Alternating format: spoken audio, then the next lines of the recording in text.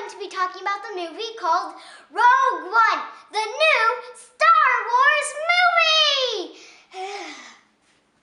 I've seen this movie twice now. The first time I saw it, I did not really like it as much. But the second time I saw it, it was a little bit better. Now I will be giving some spoilers in this review. So, if you haven't watched the movie yet and you don't want any of the parts ruined, you should pause my video, then go watch the movie really quick, and then come back and then start my video again.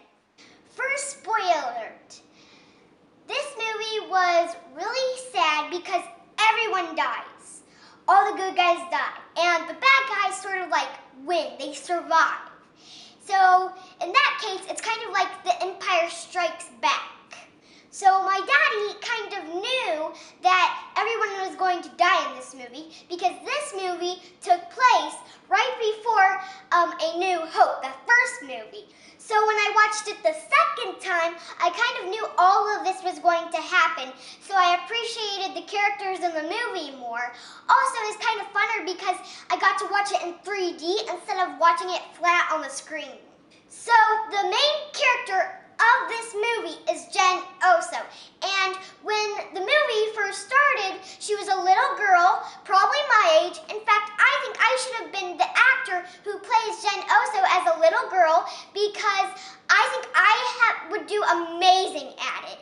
Anyways, she lived on a farm with her parents in the middle of nowhere. So then the bad guys came and killed Jen Oso's mom. And they took Jen Oso's dad, which is kind of sad. And it kind of reminded my daddy of A New Hope because that sort of happened to Luke Skywalker too in his family.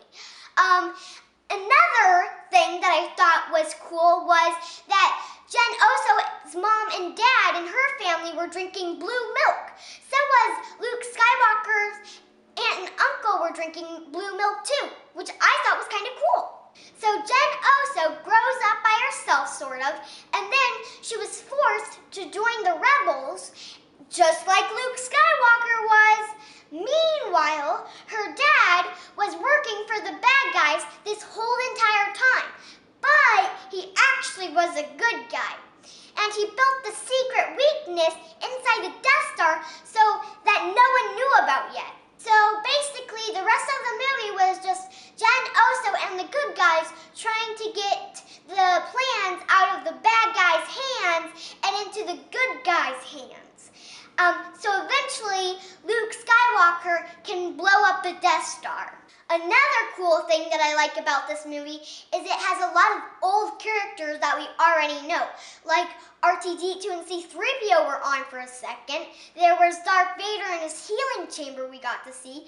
Another part was when Darth Vader was killing a lot of people and he was being a super cool bad guy.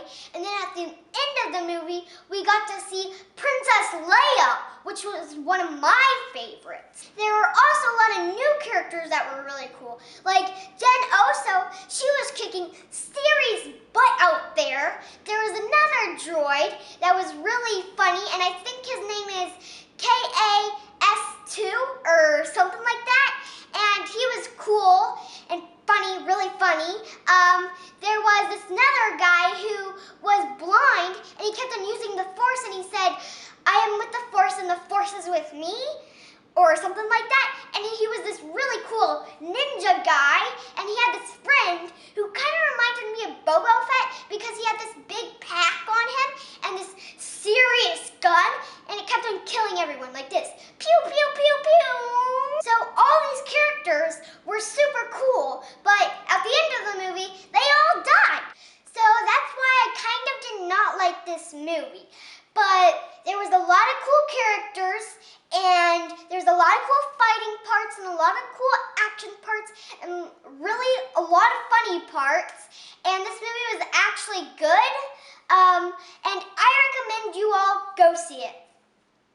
So yeah, that's pretty much the end of my review for the Star Wars movie Rogue One. Thank you for watching. I'll see you next time.